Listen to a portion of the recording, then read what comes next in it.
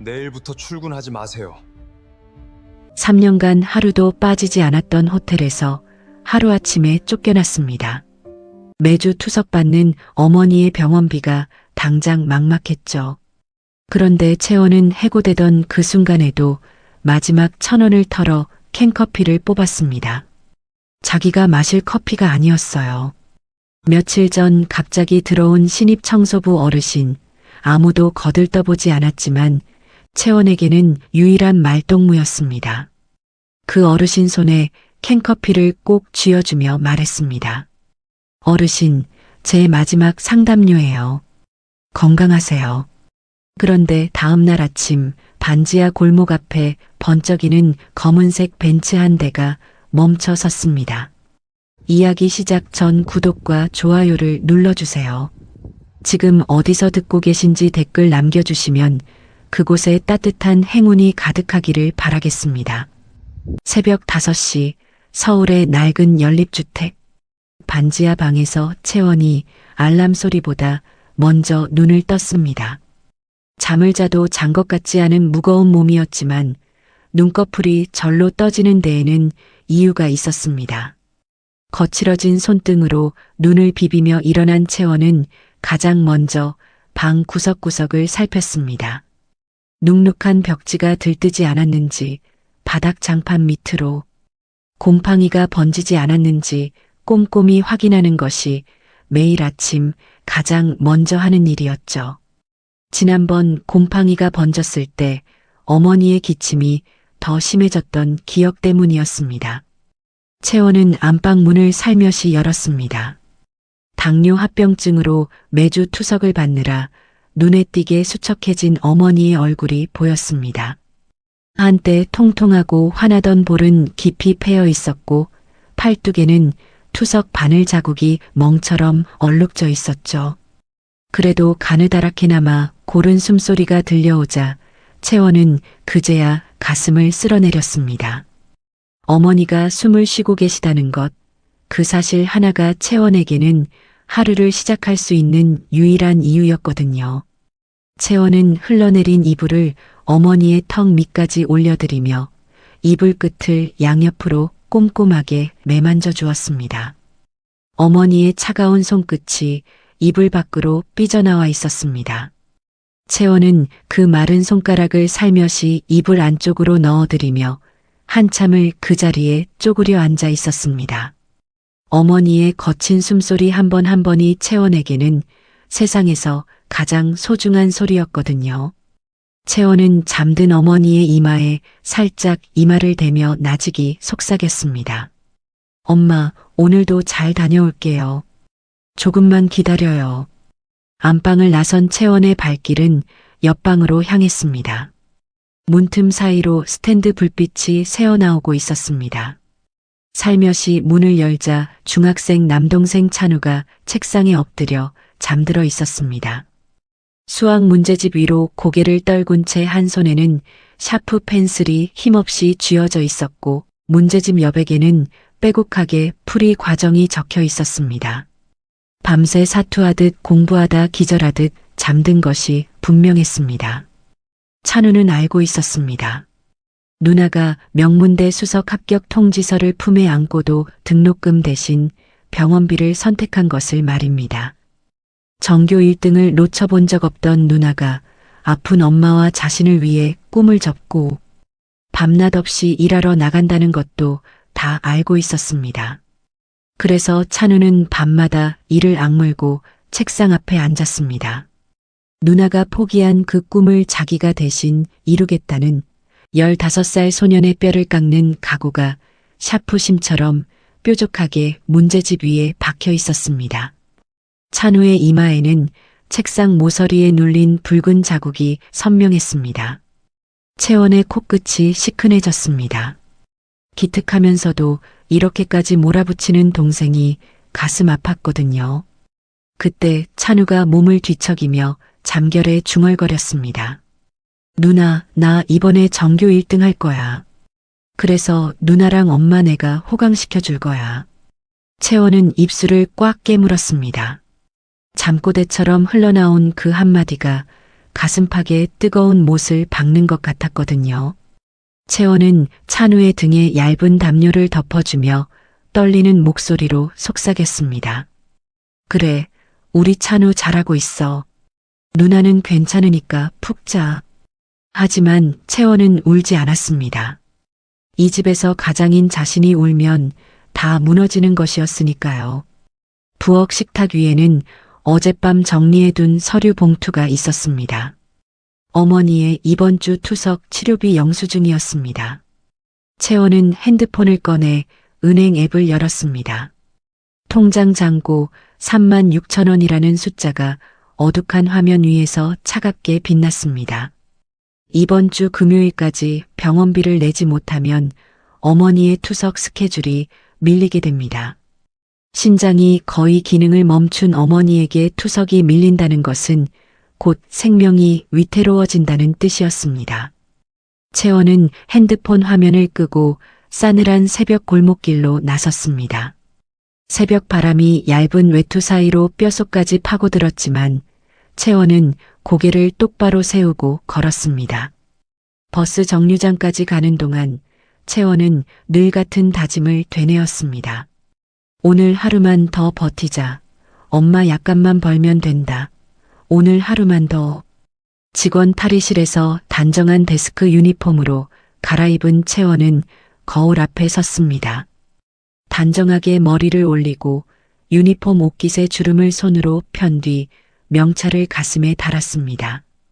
거울 속에는 계약직이라는 꼬리표 따위는 보이지 않는, 어디에 내놓아도 빠지지 않을 프런트 데스크 직원이 서 있었습니다.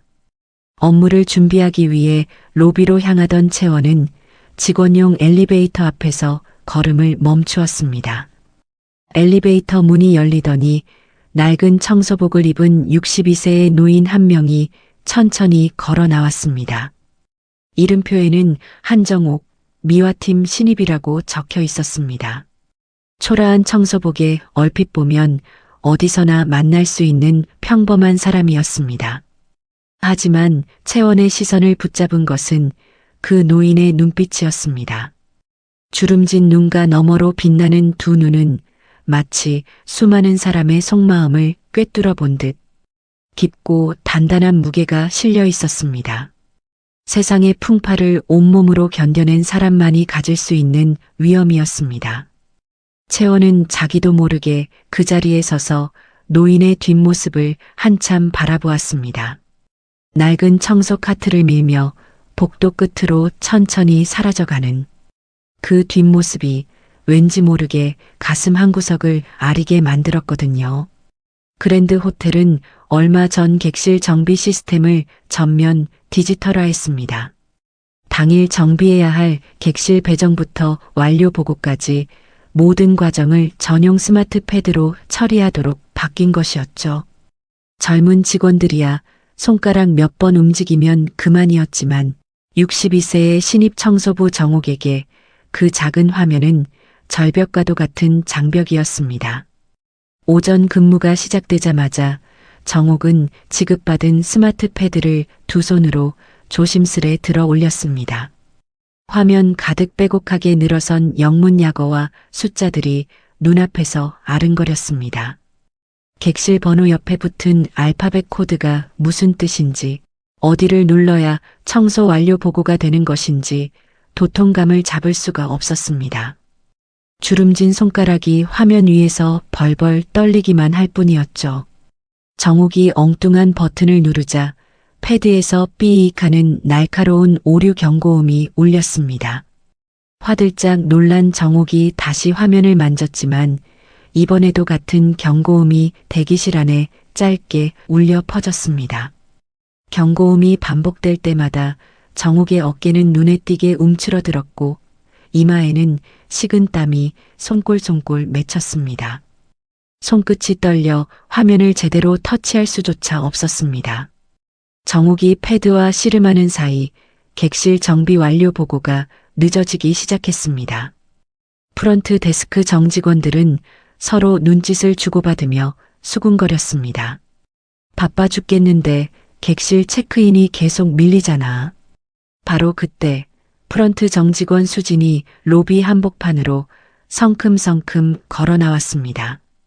수진은 패드를 들고 복도 구석에서 헤매고 있던 정옥을 발견하더니 성큼성큼 다가갔습니다. 어르신, 스마트 기계도 제대로 못 다루시면 다른 분들한테 민폐잖아요. 이런데 말고 다른 현장을 알아보시는 게 낫지 않겠어요? 수진의 목소리는 낮았지만 로비의 정적 속에서 칼날처럼 선명하게 퍼져나갔습니다. 정옥의 고개가 천천히 아래로 떨어졌습니다. 입술이 파르르 떨렸지만 한마디도 하지 못했습니다. 그때 소란을 듣고 다가온 장민호 지배인이 정옥을 위아래로 훑어보더니 코웃음을 쳤습니다. 이래서 현장 노인들 정년퇴직을 더 앞당겨야 한다니까. 쯧쯧.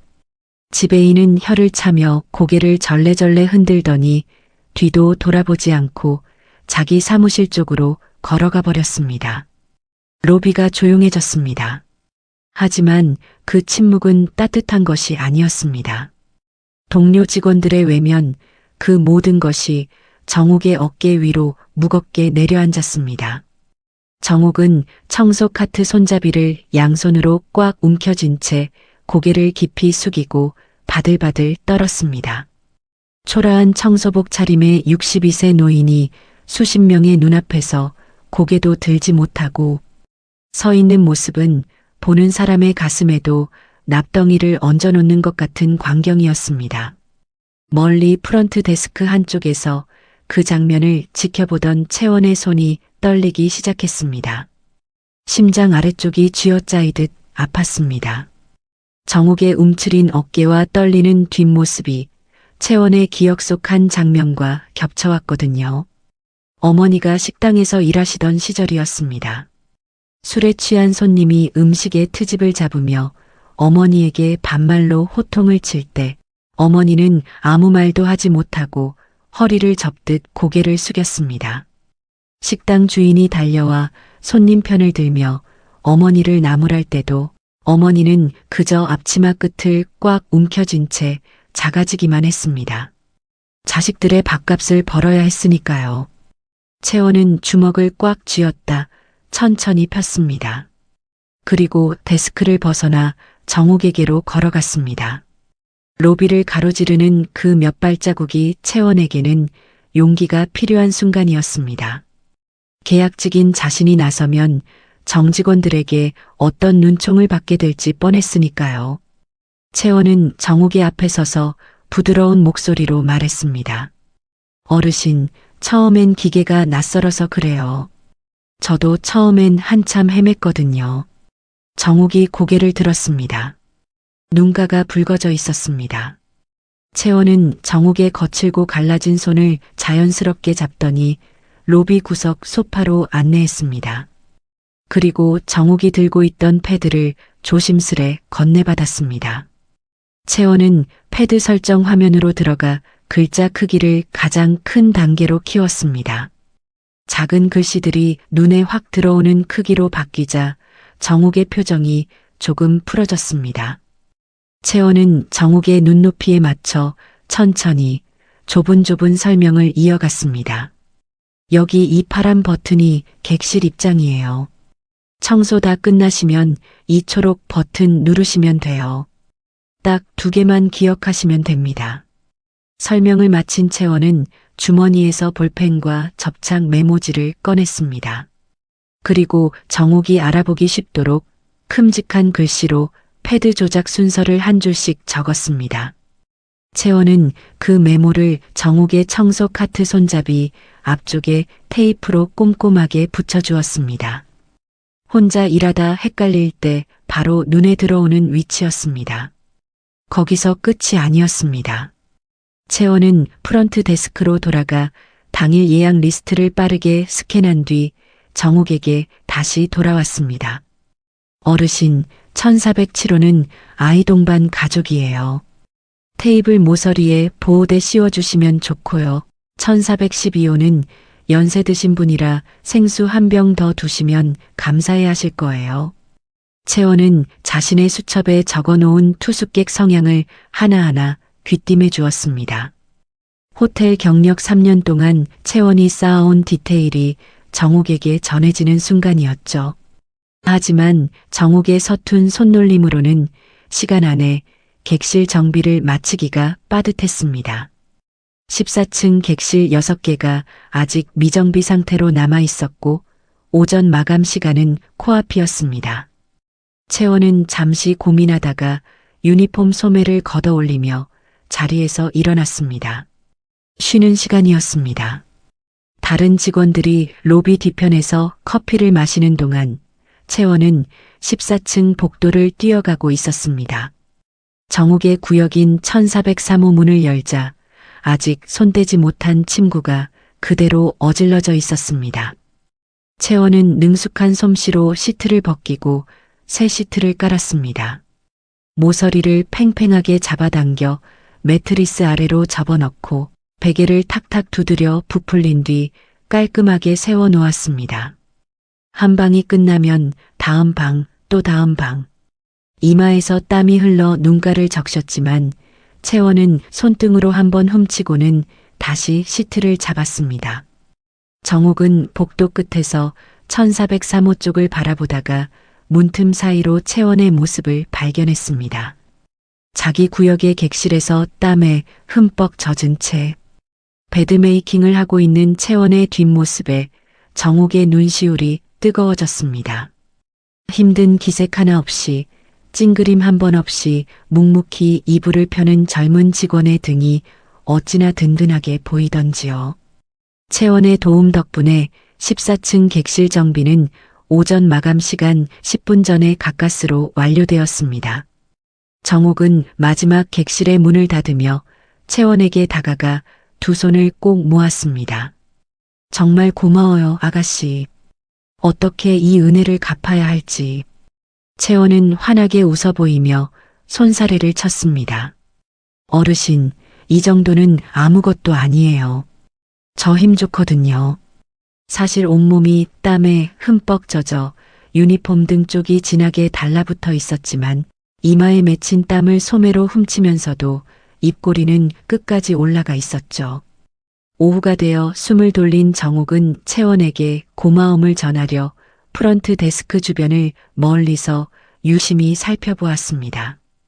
그리고 그곳에서 채원의 숨겨진 처지를 발견하게 되었습니다. 채원은 계약직이라는 이유로 정직원들이 서로 미루는 온갖 굳은 일을 혼자서 독박 쓰고 있었습니다. 예약 취소 처리, 손으로 일일이 정리해야 하는 장부, 목소리를 높이며 따지는 컴플레인 고객 상대까지 프런트에서 아무도 하고 싶어 하지 않는 업무가 고스란히 채원의 몫이었습니다. 정직원들은 까다로운 업무가 들어올 때마다 슬그머니 자리를 비우거나 고개를 돌렸고 남겨진 채원이 묵묵히 처리하는 것이 일상이었죠. 하지만 정옥의 눈을 사로잡은 것은 그 다음이었습니다. 채원은 정직원들이 귀찮아하며 미루는 시니어 투숙객 응대를 자처하고 있었습니다. 귀가 어두운 어르신에게는 안내문 글자를 볼펜으로 크게 다시 써드렸고 돋보기 없이는 약도를 볼 수 없는 노인에게는 호텔 주변 병원과 약국 위치를 자신의 수첩에 또박또박 적어 손에 쥐어주었습니다. 아무도 알아주지 않는 곳에서 아무도 시키지 않은 일을 하고 있는 것이었습니다. 계약직이라 티를 내봤자 승진에 반영되지도 않을 텐데 채원은 그런 것과 상관없이 눈앞에 있는 사람에게 온 마음을 다하고 있었습니다. 복도 기둥 뒤에서 그 모습을 지켜보던 정옥의 눈빛이 깊어졌습니다. 이 호텔에서 진짜 보석은 수십억짜리 샹들리에가 아니라 저 계약직 명찰을 단 젊은 직원이라는 확신이 가슴 깊은 곳에서 단단하게 자리를 잡아가고 있었습니다. 고된 오전 근무가 끝나고 기다리던 점심시간이 되자 지하 1층 직원 식당은 순식간에 활기로 가득 찼습니다. 젊은 직원들이 식판을 들고 줄을 서며 웃음꽃을 피웠고 여기저기서 터지는 수다와 웃음소리가 식당 천장까지 울려 퍼졌죠. 누군가에게 점심시간은 하루 중 가장 즐거운 쉼표였습니다. 하지만 모든 사람에게 그런 것은 아니었습니다.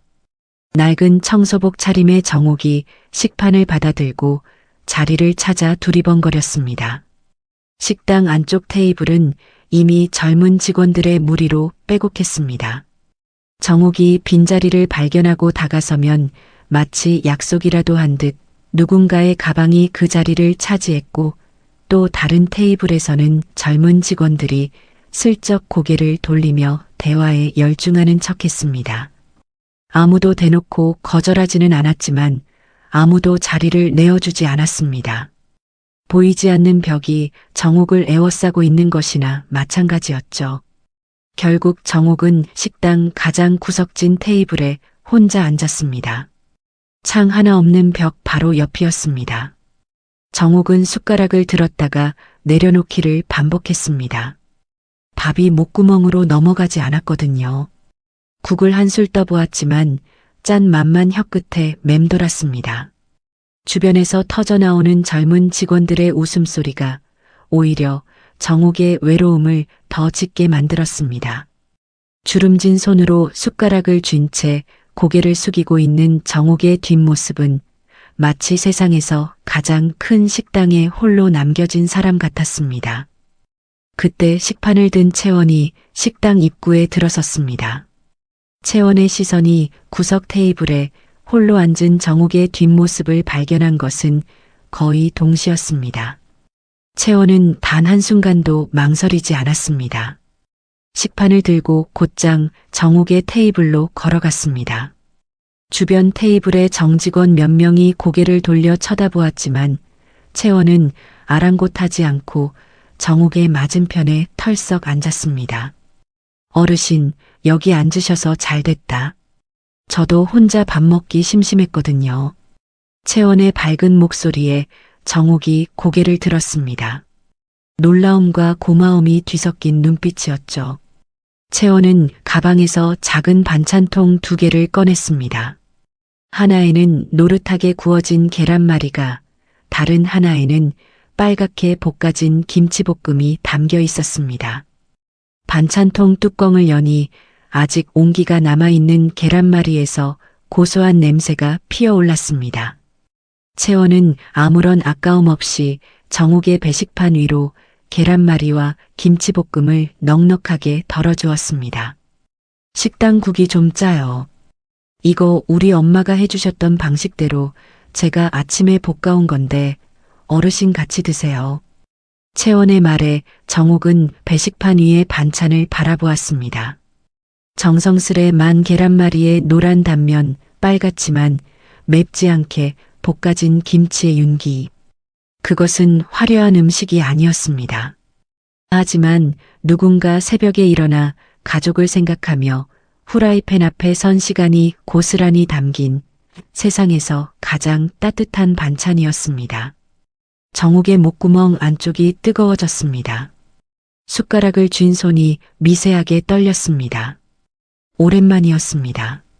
누군가가 자신의 옆에 스스럼 없이 앉아주고 자기 것을 기꺼이 나눠주는 이런 순간이 말입니다. 회장실 책상 위에 차려지던 수십만 원짜리 코스 요리보다 이 계약직 아가씨가 작은 반찬통에 담아온 계란말이 한 점이 가슴을 더 뜨겁게 만들었습니다.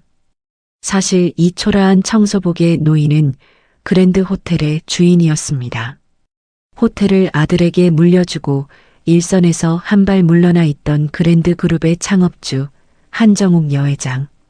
최근 현장 직원들의 갑질과 태만에 대한 불만 투서가 본사에 잇따라 접수되었고 정욱은 아들에게도 알리지 않은 채 직접 현장의 실태를 눈으로 확인하기 위해 신입 청소부로 위장 잠입한 것이었습니다.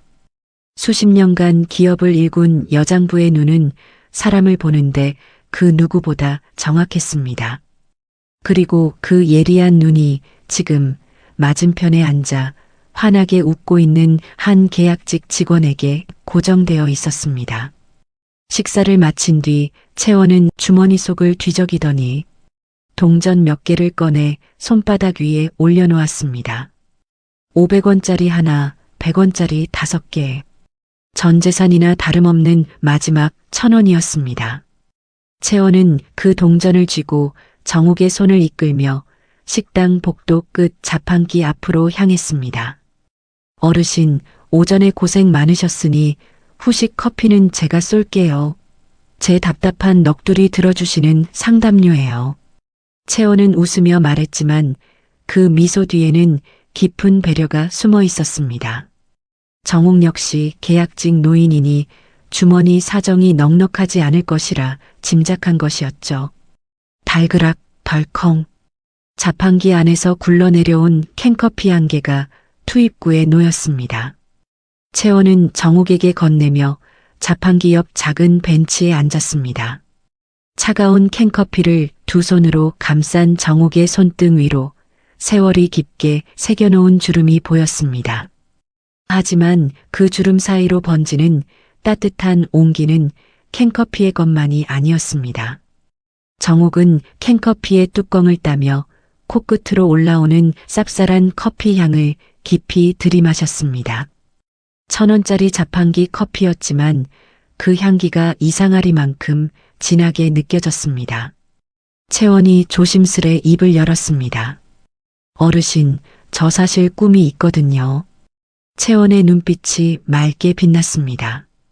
비록 지금은 계약직 데스크 직원이지만 언젠가 꼭 정직원이 돼서 이 호텔을 찾는 손님들한테 최고의 행복을 드리는 호텔리어가 되고 싶어요. 채원의 목소리에는 비참함이 없었습니다. 반지하 방의 곰팡이도 통장 잔고 36,000원의 절박함도 그 목소리 안에서는 느껴지지 않았습니다. 오로지 일에 대한 자부심만이 맑은 샘물처럼 흘러나왔습니다. 호텔 로비에서 손님을 맞이할 때 느끼는 설렘, 감사하다는 인사를 들을 때 가슴이 뛰는 순간들이 채원에게는 가난보다 더 큰 것이었습니다. 정욱은 캔커피를 천천히 내려놓으며 채원의 얼굴을 오래도록 바라보았습니다. 자기도 가난한 처지이면서 남의 처지를 먼저 헤아리고 마지막 1,000원을 털어 청소부 노인에게 커피를 사는 여젊은이. 정욱의 가슴 깊은 곳에서 묵직한 확신이 솟아올랐습니다. 수십 년간 기업을 이끌며 수없이 많은 인재를 만나보았지만 이런 심성을 가진 사람은 드물었습니다. 돈으로도 학벌로도 만들 수 없는 사람의 마음 밑바닥에서 우러나오는 진심. 그것이야말로 기업이 무엇보다 먼저 지켜야 할 진짜 보석이었습니다. 정욱은 캔커피를 가슴 가까이 끌어안으며 창밖으로 시선을 돌렸습니다. 오후 햇살이 복도 유리창을 통해 비스듬히 들어와 두 사람이 앉은 벤치 위를 따스하게 비추고 있었습니다. 입꼬리가 나지막이 올라갔지만 그 안에 담긴 감정은 단순한 미소가 아니었습니다. 수십 년간 사람을 알아보는 눈이 오늘 이 작은 직원 식당 구석에서 마침내 빛나는 것을 찾아낸 순간이었습니다. 다음 날 오후 그랜드 호텔의 최고급 VIP 스위트룸에 특별한 투숙객이 찾아왔습니다. 유럽에서 온 외국인 노부부였습니다. 남편은 지팡이에 의지해 한 걸음 한 걸음 무겁게 걸었고 아내 역시 휠체어에 앉아 남편의 팔을 꼭 잡고 있었습니다. 거동이 매우 불편한 데다 까다롭기로 유명한 VIP 고객이라는 사전 안내가 프런트 데스크에 이미 내려와 있었죠. 로비에 도착한 노부부는 체크인 카운터에 서자마자 빠른 영어로 요구사항을 쏟아내기 시작했습니다. 문제는 그 내용이었습니다. 아내에게 중증 알레르기가 있어 아나필락시스 대응 키트를 객실에 비치해 달라는 것, 남편의 퇴행성 관절 질환 때문에 욕실에 특수 규격의 거동 보조 장치가 필요하다는 것, 그리고 각각류와 견과류뿐 아니라 특정 식품 첨가물까지 제외한 엄격한 맞춤 식단을 요청하는 것까지. 노부부의 입에서는 의학 전문 용어와 의료 장비 명칭이 거침없이 쏟아져 나왔습니다. 데스크 정면에 서 있던 수진의 표정이 점점 굳어갔습니다. 일상적인 영어 회화는 수진에게도 어렵지 않았습니다. 하지만 노부부가 쏟아내는 의학 용어들은 대학에서 배운 영어의 범위를 한참 벗어나 있었습니다. 단어 하나하나가 낯설었고 빠른 속도까지 더해지니 문장의 맥락 자체가 잡히지 않았습니다. 수지는 속으로 당황하면서도 그 기색을 감추기 위해 오히려 턱을 치켜들고 굳은 표정을 유지했습니다. 마치 자신이 못 알아듣는 것이 아니라 손님의 요구가 지나치게 까다로운 것인 양 냉담한 태도로 버티고 선 것이었죠. 수진이 간신히 알아들은 단어 몇 개를 조합해 되물었지만 노부부의 표정에서 답답함이 번졌습니다. 핵심이 전혀 전달되지 않고 있었거든요. 옆에 서 있던 다른 대졸 정직원 2명이 황급히 달려왔습니다. 하지만 그들 역시 사정은 크게 다르지 않았습니다. 기본적인 영어 소통은 가능했지만 의료 전문 용어가 뒤섞인 복잡한 요청 앞에서는 속수무책이었거든요. 정직원 중 한 명이 수진에게 소곤거렸습니다. 수진 씨, 이거 의학 쪽 전문 통역을 불러야 하는 거 아니에요? 수진은 눈을 부릅뜨며 낮게 쏘아붙였습니다. 쉿, 목소리 낮춰. 우리가 못 알아듣는 걸 손님 앞에서 티내면 안 돼. 소통이 완전히 벽에 부딪혔습니다. 외국인 노부부의 표정이 점점 굳어졌습니다. 아내는 불안한 얼굴로 남편의 팔을 더 세게 쥐었고 남편은 이마를 짚으며 한숨을 내쉬었습니다. 아내의 알레르기는 자칫하면 생명이 위험해질 수 있는 중증이었기에 정확한 전달이 되지 않는 상황이 노부부에게는 단순한 불편함이 아니라 공포였습니다. 로비에 앉아 기다리던 다른 손님들의 시선도 프런트 데스크로 쏠렸고 공기가 순식간에 차갑게 얼어붙었습니다. 바로 그때였습니다. 로비 데스크 한편에서 안내 책자를 정리하던 채원이 고개를 들었습니다. 노부부의 난처한 표정과 정직원들의 식은땀을 본 채원은 손에 들고 있던 책자를 조용히 내려놓았습니다. 그리고 유니폼 옷깃을 한번 가다듬은 뒤 정중한 걸음으로 프런트 데스크 앞에 섰습니다. 채원은 부드러운 미소를 띤 채 노부부를 향해 입을 열었습니다. 그 순간 로비의 공기가 바뀌었습니다. 채원의 입에서 흘러나온 것은 유창하고 품격 있는 영국식 영어였습니다. 발음 하나하나가 또렷하면서도 부드러웠고 문장의 흐름은 놀라울 만큼 자연스러웠습니다. 무엇보다 놀라운 것은 노부부가 쏟아낸 의학 전문 용어들을 채원이 단 한치의 막힘도 없이 정확하게 알아듣고 있다는 것이었습니다. 아나필락시스 응급키트의 종류를 되물으며 세부 사양을 확인하고 알레르기 유발 식품 첨가물의 정확한 명칭까지 짚어가며 빠짐없이 요구사항을 정리해 나갔습니다. 명문대 수석 합격의 실력은 대학 등록금 앞에서 꺾였을지언정 채원의 머릿속에서는 한 번도 꺼진 적이 없었습니다. 독학으로 원서를 읽으며 쌓아온 방대한 어휘력과 타고난 언어 감각이 이 순간 빛을 발한 것이었죠. 노부부의 표정이 순식간에 바뀌었습니다. 긴장으로 굳어있던 아내의 어깨에서 힘이 스르르 빠졌고 남편은 눈을 크게 뜨며 안도의 한숨을 내쉬었습니다. 끊겼던 대화가 막힘없이 이어지기 시작했습니다. 채원은 중간중간 확인 질문을 던져단 하나의 오차도 없이 요구사항을 파악해 나갔습니다. 채원은 노부부의 복잡한 요구사항을 조목조목 정리한 뒤 장민호 지배인에게 돌아서서 명확하고 간결한 한국어도 전달했습니다. 욕실 안전 손잡이 규격, 알레르기 유발 성분 목록, 응급 키트 비치 위치, 휠체어 동선 안내까지 단 한 가지도 빠뜨리지 않은 정확한 통역의 지배인은 채원이 정리해준 내용을 받아 적으며 연신 고개를 끄덕일 수밖에 없었습니다. 모든 소통이 완벽하게 마무리되자 외국인 노부부가 채원에게 다가왔습니다. 남편이 채원의 두 손을 꼭 잡으며 감격에 젖은 목소리로 말했습니다. 세계 여러 나라의 유명 호텔을 다녀봤지만 의료 요청까지 이렇게 완벽하게 이해해준 호텔리어는 처음입니다. 아내도 휠체어에서 몸을 일으켜 채원의 손을 붙잡으며 눈시울을 붉혔습니다.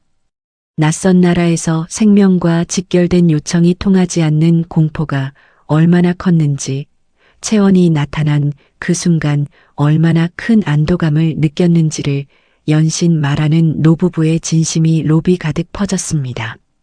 그 장면을 지켜보던 대졸 정직원들의 얼굴이 붉게 물들었습니다.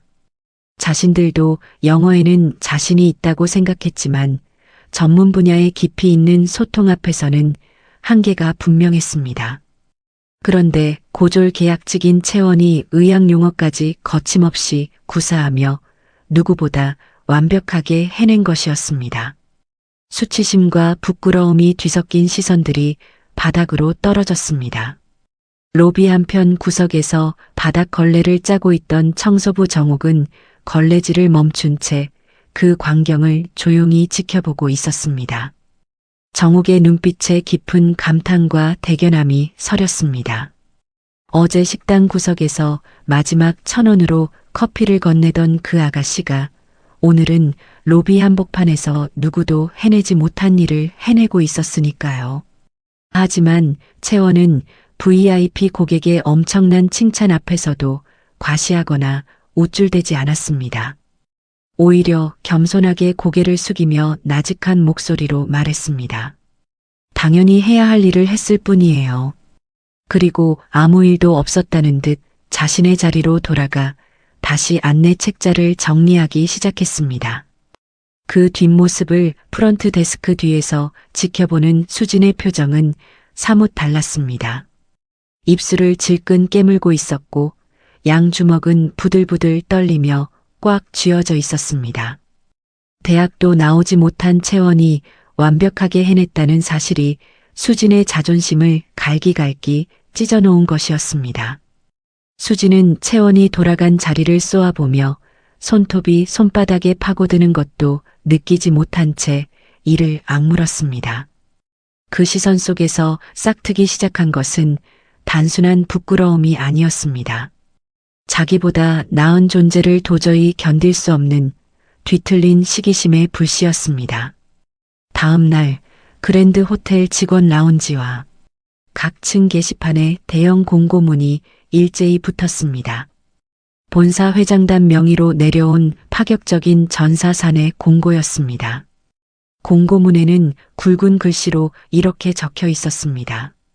그랜드 호텔 개점 기념 특별 포상, 직급과 학벌을 불문하고 고객에게 최고의 미소와 진심을 다한 직원 1인을 선발하여 본사 특급 성과금 1,000만 원과 승진 기회를 부여합니다. 직급과 학벌을 불문합니다. 그 한 줄이 눈에 꽂혔습니다. 게시판 앞에 모여든 직원들 사이에서 술렁임이 퍼져나갔습니다. 1,000만 원이라는 금액도 파격이었지만 계약직까지 포함한 전 직원이 대상이라는 조건은 호텔 역사상 전례가 없는 것이었거든요. 출근하자마자 공고를 확인한 채원은 게시판 앞에서 발이 얼어붙었습니다.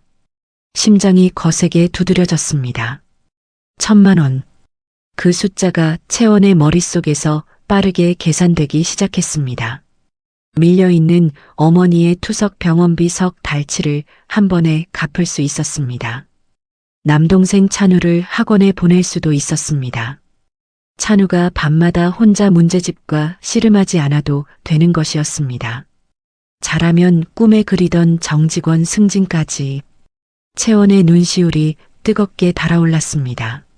손끝이 미세하게 떨렸지만 그것은 두려움이 아니라 간절함이었습니다. 새벽마다 통장 잔고를 들여다보며 삼킨 한숨들이 이 공고한 장 앞에서 희망으로 바뀌려 하고 있었으니까요. 하지만 같은 공고문을 바라보는 또 다른 눈이 있었습니다. 수진이었습니다. 수진의 머릿속에는 채원과는 전혀 다른 그림이 그려지고 있었습니다. 1,000만 원이면 온라인 위시리스트에 담아둔 샤넬 클래식 가방을 단숨에 살 수 있었습니다. 매장 쇼윈도 앞을 지날 때마다 유리에 코를 갖다 대고 한숨을 삼켜야 했던 그 가방이 손에 잡힐 듯 가까워진 것이었죠. 수진의 눈이 번뜩였습니다. 입꼬리가 슬며시 올라갔습니다. 그 가방을 들고 강남 거리를 걷는 자신의 모습이 머릿속에 선명하게 그려졌습니다. 저건 내가 받아야 할 돈이라는 확신이 이미 수진의 머릿속을 지배하고 있었습니다. 그런데 며칠 후 성과금 후보 선발 중간 집계 결과가 사내 전산망에 올라왔습니다. 수진은 자신의 이름이 상위권에 있을 것이라 의심하지 않았습니다. 정직원이고 프런트 데스크 중에서 가장 경력이 길고 무엇보다 자기만큼 일을 열심히 하는 사람은 없다고 스스로 확신하고 있었거든요. 하지만 전산 화면을 열어본 순간 수진의 얼굴에서 핏기가 빠졌습니다. 압도적인 1위는 계약직 데스크 직원 은채원이었습니다. 2위와의 격차가 2배 이상이었습니다. 투숙했던 외국인 VIP 노부부가 본사에 직접 서면 추천서를 제출한 것이 결정적이었습니다. 의학 전문 용어까지 완벽하게 소통하며 생명과 직결된 요청을 빈틈없이 처리한 채원의 응대에 깊이 감동한 노부부가 호텔 본사 대표 앞으로 장문의 감사 편지를 보낸 것이었죠. 편지에는 수십 년간 전 세계 호텔을 다녀봤지만 이토록 전문적이면서도 따뜻한 호텔리어는 처음이라는 극찬이 담겨 있었습니다. 여기에 현장 직원들의 추천 투표에서도 채원은 몰표를 받았습니다. 계약직이면서도 누구보다 성실하게 일하고 어려운 손님 앞에서도 진심을 다하는 채원의 모습을 현장에서 매일 지켜본 동료들의 한 표 한 표가 쌓인 결과였습니다. 미화팀, 주방팀, 주차팀까지 현장 곳곳에서 채원의 이름에 동그라미를 친 것이었죠. 고졸 계약직이 전사 최고의 보상 후보 1위에 올랐다는 사실은 호텔 안에 파문을 일으켰습니다. 복도마다 수군거리는 소리가 끊이지 않았습니다. 정직원이라는 타이틀에 기대 우월감을 누려왔던 수진에게 그 결과는 자존심에 박힌 대못이었습니다. 수진은 전산 화면 속 채원의 이름을 뚫어져라 노려보며 모니터 앞에서 한참을 움직이지 못했습니다. 그날 퇴근 후 수진은 프런트 데스크 정직원 서너 명을 호텔 근처 카페로 불러 모았습니다. 호텔 유니폼 대신 사복으로 갈아입은 수진의 표정은 차가웠습니다. 테이블 위에 아이스 아메리카노 잔을 내려놓은 수진이 입을 열었습니다. 우리가 4년제 대학 나와서 정직원 달고 일하는데 고졸 계약직한테 밀려서 깔보이는 꼴을 그냥 볼 거야? 수진의 목소리는 낮았지만 도끼가 가득했습니다. 맞은편에 앉은 정직원들의 표정이 미묘하게 변했습니다. 사실 그들도 평소 채원에 대한 감정이 편하지 않았거든요. 고졸인 채원이 자신들보다 영어도 잘하고 손님 응대도 완벽하고 무엇보다 손님들에게 받는 칭찬이 압도적으로 많다는 사실이 늘 마음 한구석을 찔렀습니다. 4년제 대학 졸업장과 정직원 명찰이 만들어준 우월감이 채원 앞에서만은 종이장처럼 얇아지는 기분을 수없이 느꼈던 것이었죠. 이번 성과금 1위까지 빼앗기면 자신들의 존재 가치가 완전히 부정당하는 것 같은 공포감까지 밀려왔습니다. 동료 정직원 한 명이 커피잔을 내려놓으며 조심스레 말했습니다. 근데 솔직히 채원이가 일을 잘하긴 하잖아. 추천서까지 받았는데 어떻게 해? 수진이 눈을 가늘게 좁히며 대받아쳤습니다. 일을 잘하면 뭐해? 계약직이 정직원 위에 올라서면 우리 체면이 바닥이야. 그 다음엔 뭐가 되겠어? 우리 자리가 흔들리는 거지. 그 한마디에 테이블 위 공기가 싸늘해졌습니다. 정직원들은 서로를 바라보다가 하나둘 고개를 끄덕이기 시작했습니다. 자신들의 부족함이 채원 때문에 드러나는 것이 두려웠던 겁니다.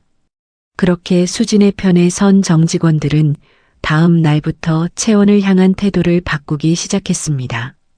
복도에서 마주쳐도 인사를 건너뛰고 업무 관련 전달 사항을 채원에게만 빠뜨리고 뒤에서 싸늘한 시선과 험담을 주고받았습니다.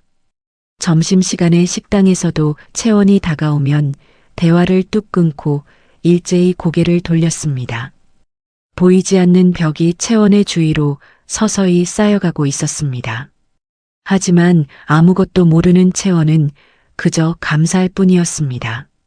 성과금을 받을 수 있을지도 모른다는 희망의 채원은 쉬는 시간마다 업무 노트를 펼쳐 손님 응대 매뉴얼을 정리했습니다. 노트 첫 장에는 작은 글씨로 적어둔 메모가 있었습니다. 엄마 병원비, 찬우 학원비. 그 두 줄을 볼 때마다 채원의 볼펜을 쥔 손에는 힘이 실렸습니다. 채원에게 1,000만 원은 명품 가방이 아니었습니다. 가족의 내일이었습니다. 그 시간 수지는 사무실 컴퓨터 앞에 앉아 전산 화면 속 추천 명부를 들여다보고 있었습니다. 화면 가장 위에 빛나는 은채원이라는 이름 석자. 수진의 눈동자가 차갑게 가라앉았습니다. 손톱으로 책상 모서리를 톡톡 두드리는 소리만이 어둑한 사무실에 메마르게 울렸습니다. 수진의 머릿속에서는 채원을 저 자리에서 끌어내린 잔인한 계획이 톱니바퀴처럼 맞물려 돌아가기 시작하고 있었습니다. 추천서도 몰표도 실력도 아무 소용없게 만들어버릴 방법이 딱 하나 있었습니다. 도둑으로 몰면 끝이었습니다. 탐욕에 눈이 먼 수진의 입꼬리가 천천히 올라갔습니다. 그 미소에는 온기가 없었습니다. 그날 이후 수진은 독사처럼 기회를 노리기 시작했습니다. 프런트 데스크에 서 있으면서도 눈은 끊임없이 로비를 훑었습니다. VIP 고객의 움직임, 채원의 근무 교대 시간, 보안 카메라의 사각지대까지 수진의 머릿속에는 이미 완성된 그림이 있었고 부족한 것은 단 하나 타이밍뿐이었습니다. 수진은 며칠 동안 프런트 데스크 주변의 CCTV 각도를 은밀하게 확인하며 카메라에 잡히지 않는 사각지대를 정확히 파악해 두었습니다. 그리고 며칠 뒤 오후 마침내 그 순간이 찾아왔습니다. 그랜드 호텔의 단골 자산가 VIP 고객 한 명이 체크아웃 서류를 작성하기 위해 프런트 데스크 앞에 섰습니다. 서류에 서명을 하던 고객은 손목에서 시계를 풀어 데스크 위에 잠시 올려놓았습니다. 2,000만 원이 넘는 고가의 명품 시계였습니다. 서명을 마친 고객은 서류 봉투를 집어들고 전화를 받으며 황급히 로비를 빠져나갔습니다. 시계를 데스크 위에 그대로 둔 채였죠. 수진의 눈이 번뜩였습니다. 심장이 빠르게 뛰었지만 표정은 아무렇지도 않게 유지했습니다. 주변을 살짝 둘러본 수진은 데스크 위에 서류 더미를 정리하는 척하며 자연스럽게 시계 위로 손을 뻗었습니다. 그리고 아무도 눈치채지 못하는 사이 명품 시계를 자신의 유니폼 주머니 속으로 미끄러뜨렸습니다. 동작은 놀라울 만큼 빠르고 정확했습니다. 마치 이 순간을 수백 번 연습한 사람처럼 말입니다. 수지는 시계를 주머니에 넣은 채 태연하게 데스크 업무를 이어갔습니다. 그러다 채원이 근무 교대를 위해 잠시 휴게실로 자리를 비운 것을 확인하자 그때를 놓치지 않았습니다. 수지는 데스크에서 슬그머니 빠져나와 지하 직원 사물함실로 향했습니다. 복도를 걸으며 뒤를 한 번, 두 번 돌아보았습니다. 아무도 없었습니다. 사물함실 문을 열고 들어선 수지는 앞치마 안쪽에 숨겨두었던 마스터키를 꺼냈습니다. 채원의 사물함 앞에 선 수진의 손끝이 미세하게 떨렸지만 입꼬리는 위로 말려 올라가 있었습니다. 찰칵! 자물쇠가 풀리는 소리가 텅 빈 사물함실에 차갑게 울렸습니다. 사물함 문을 여는 순간 채원이 가지런히 정리해 놓은 물건들이 눈에 들어왔습니다.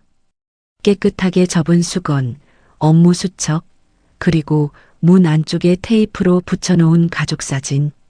남매가 함께 웃고 있는 그 사진에 수진의 시선이 잠깐 멈추었지만 그것은 찰나의 일이었습니다.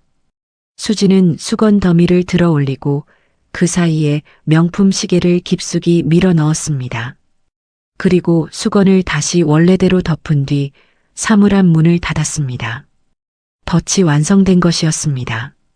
수진이 아무 일 없었다는 얼굴로 프런트 데스크에 복귀한 지 채 30분도 되지 않아 로비가 갑자기 소란스러워졌습니다. 시계가 사라진 것을 뒤늦게 깨달은 VIP 고객이 호텔로 돌아온 것이었습니다. 고객은 얼굴이 벌겋게 달아오른 채 프런트 데스크를 향해 빠른 걸음으로 다가왔습니다. 분명히 이 데스크 위에 시계를 두고 나갔는데 어디로 간 거예요? 그 시계가 얼마짜린 줄 알아요?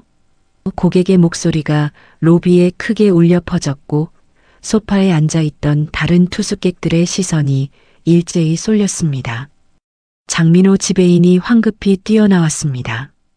고객을 진정시키려 했지만 2천만 원짜리 시계가 사라졌다는 말에 지배인의 얼굴에도 긴장감이 번졌습니다.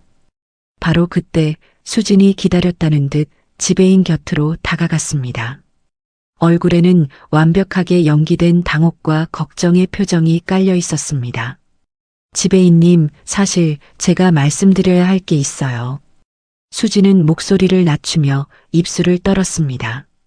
아까 은채원 씨가 데스크 주변을 정리하면서 슬쩍 서성이더니 무언가를 급하게 주머니에 넣는 걸 제 눈으로 똑똑히 봤거든요. 설마 했는데 혹시 그게... 수진은 말끝을 흐리며 고개를 숙였습니다. 마치 동료를 의심하는 것이 너무나 괴로운 듯한 연기였습니다. 하지만 그 고개 숙인 얼굴 뒤에는 차갑게 올라간 입꼬리가 숨어 있었습니다. 지배인의 표정이 굳어졌습니다. VIP 고객의 거센 항의에 사태를 빨리 수습해야 한다는 압박감이 판단을 흐렸습니다. 사실을 차분히 확인하기보다 가장 빠른 해결책을 찾는 쪽으로 머리가 굴러갔습니다. 그리고 그 해결책의 끝에는 가장 힘없는 계약직 직원이 있었습니다. 지배인은 즉시 보안팀을 소집했습니다. 지금 당장 은채원 직원의 사물함을 확인하겠습니다. 지배인의 명령이 떨어지자 보안팀 직원 2명이 무전기를 잡고 지하로 향했고 수진이 앞장서서 그 뒤를 따랐습니다. 지하 사물함실의 형광등 불빛 아래 보안팀이 채원의 사물함 앞에 섰습니다. 자물쇠가 절단기에 의해 잘려나가고 철문이 거칠게 열렸습니다. 보안 직원이 사물함 안쪽을 뒤지기 시작했습니다. 그리고 수건 더미 사이에서 반짝이는 명품 시계가 모습을 드러냈습니다. 사물함실에 잠시 정적이 흘렀습니다. 지배인의 눈이 커졌고 보안 팀원들은 서로를 바라보며 고개를 끄덕였습니다. 수진의 뒤에서 지켜보던 눈이 보이지 않는 곳에서 차갑게 빛났습니다. 바로 그때 교대 업무를 마치고 사물함실로 내려온 채원이 문을 열었습니다. 퇴근 채비를 하려 가벼운 발걸음으로 내려왔던 채원은 자신의 사물함 앞에 모여있는 지배인과 보안팀을 보는 순간 걸음을 멈추었습니다. 그리고 보안 직원의 손에 들린 명품 시계와 강제로 열린 자신의 사물함을 본 순간 채원의 세계가 무너졌습니다. 얼굴에서 핏기가 사라지고 다리에서 힘이 빠져 문틀을 잡아야 했습니다. 심장이 멈추는 듯한 충격이 온몸을 관통했습니다.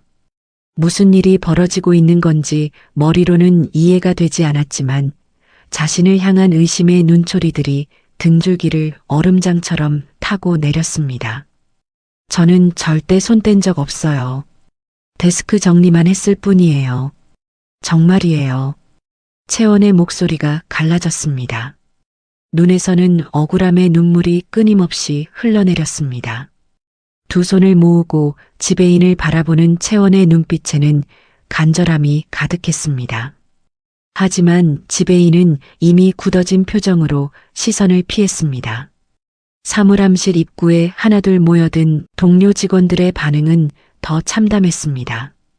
그들은 채원이 평소 얼마나 성실하게 일했는지 누구보다 잘 알고 있었습니다. 남의 물건에 손을 댈 사람이 아니라는 것도 알고 있었죠. 하지만 수진의 선동에 이미 마음이 기운 그들은 채원의 결백을 증언하는 대신 입을 굳게 다문 채 고개를 돌렸습니다. 알면서도 모른 척하는 것이었습니다. 누군가 채원 편에 서면 수진의 다음 표적이 될 수 있다는 두려움이 양심의 소리를 짓눌러 버린 것이었죠. 그 비겁한 침묵이 채원의 결백을 묻어버리는 마지막이 되었습니다. 싸늘한 침묵이 사물함실을 채웠습니다. 채원은 눈물로 젖은 얼굴을 들어 동료들을 바라보았습니다. 한 명이라도 자신의 결백을 말해줄 것이라 기대했지만 돌아온 것은 차갑게 돌아선 뒷모습뿐이었습니다. 사물함실의 싸늘한 침묵이 채 가시기도 전에 보안팀 직원이 채원의 팔을 잡고 지배인실로 향했습니다. 채원은 무거운 발걸음을 끌며 호텔 지배인실 앞에 섰습니다. 눈가가 부어오르고 볼 위로 눈물 자국이 마르지도 않은 상태였습니다. 싸늘한 기운이 방 안가득 감돌았습니다. 책상 앞에 앉은 장민호 지배인은 채원이 들어서자마자 서류 한 장을 책상 위로 밀었습니다. 계약 해지 통보서였습니다. 종이가 책상 위에서 스르륵 미끄러져 채원 앞에 멈추었습니다. 채원은 그 종이를 내려다보며 숨이 막혔습니다. 자신의 이름 석자 위에 찍혀 있는 해고라는 두 글자가 눈앞에서 흐릿하게 번졌습니다. 내일부터 그랜드 호텔에 출근하지 마십시오. 지배인의 목소리는 냉정하고 기계적이었습니다. 마치 업무 보고서를 읽듯 감정이 없었습니다. 지난 3년간 단 한 번의 지각도 없이 아파도 해열제를 삼키고 출근했던 채원에게 돌아온 대가가 이것이었습니다. 새벽같이 일어나 반지하 방에서 버스를 타고 달려와 누구보다 먼저 데스크를 닫고 누구보다 늦게 퇴근하며 쌓아온 3년이 종이 한 장으로 끊겨버리는 순간이었습니다. 채원의 온몸이 바르르 떨리기 시작했습니다. 다리에 힘이 풀려 무릎이 꺾일 것 같았지만 이를 악물고 버텼습니다. 지배인은 수진이 올린 허위 보고서와 사물함에서 나온 시계, 이 두 가지만으로 채원을 범인으로 완전히 확정지은 상태였습니다. CCTV를 확인하지도 않았고 다른 직원의 증언을 들으려 하지도 않았습니다. 지배인에게 중요한 것은 진실이 아니라 VIP 고객의 항의를 빨리 무마하고 호텔의 이미지를 지키는 것이었습니다. 2천만 원짜리 시계가 분실된 사건이 외부에 알려지면 호텔 신뢰도가 곤두박질 칠 것이고 그 책임은 지배인 자신에게 돌아올 것이었습니다. 그래서 지배인은 가장 빠르고 가장 조용한 해결책을 택했습니다. 아무런 배경도 힘도 없는 계약직을 범인으로 확정짓고 잘라버리는 것이었죠. 채원은 참지 못하고 지배인 앞으로 한 걸음 다가섰습니다. 떨리는 목소리가 입술 사이로 새어나왔습니다. 지배인님, 당장 이번 주에 엄마 병원비랑 투석비를 내야 해요. 그 돈이 없으면 우리 엄마 정말 큰일 나요. 채원의 눈에서 눈물이 흘러내렸습니다. 투석이 밀리면 어머니의 몸에 독소가 쌓이고 최악의 경우 생명이 위험해질 수 있었습니다. 이번 주 금요일이 마감이었습니다. 직장을 잃으면 그 돈을 구할 방법이 어디에도 없었습니다. 저는 절대로 도둑질을 하지 않았어요. 제발 한 번만 다시 확인해 주세요. CCTV를 보시면 알 수 있어요. 진짜 아니에요. 채원은 가슴을 두 손으로 치며 오열했습니다. 억울함이 심장을 쥐어짜고 목구멍 안쪽이 타들어가는 것 같았습니다. 무릎이 꺾이며 바닥에 주저앉을 뻔했지만 지배인 책상 모서리를 잡고 간신히 버텼습니다. 채원의 눈물이 계약 해지 통보서 위로 뚝뚝 떨어졌습니다. 하지만 지배인의 얼굴에는 단 한 줄기의 흔들림도 없었습니다. 이미 결제가 끝난 사안이니 더 이상 소란 피우지 말고 당장 유니폼 반납하고 나가요. 지배인은 그 말을 끝으로 서류 쪽으로 시선을 돌렸습니다. 채원은 더 이상 그 방에 존재하지 않는 사람이 된 것이었습니다. 채원이 아무리 호소해도 아무리 눈물을 흘려도 거대한 조직의 비정한 벽은 꿈쩍도 하지 않았습니다. 3년간 단 한 번의 지각도 단 한 건의 컴플레인도 없이 쌓아온 성실함이 아무런 방패가 되어주지 못했습니다. 힘없는 계약직 직원이 할 수 있는 일은 아무것도 없었습니다. 채원은 입술을 깨물며 지배인실을 나왔습니다. 복도를 걷는 동안 눈물이 멈추지 않았습니다. 복도 양쪽으로 늘어선 사무실 유리문 너머로 동료 직원들의 시선이 느껴졌지만 아무도 채원에게 말을 걸지 않았습니다. 고개를 돌리는 사람, 눈을 피하는 사람, 못 본 척 모니터를 바라보는 사람.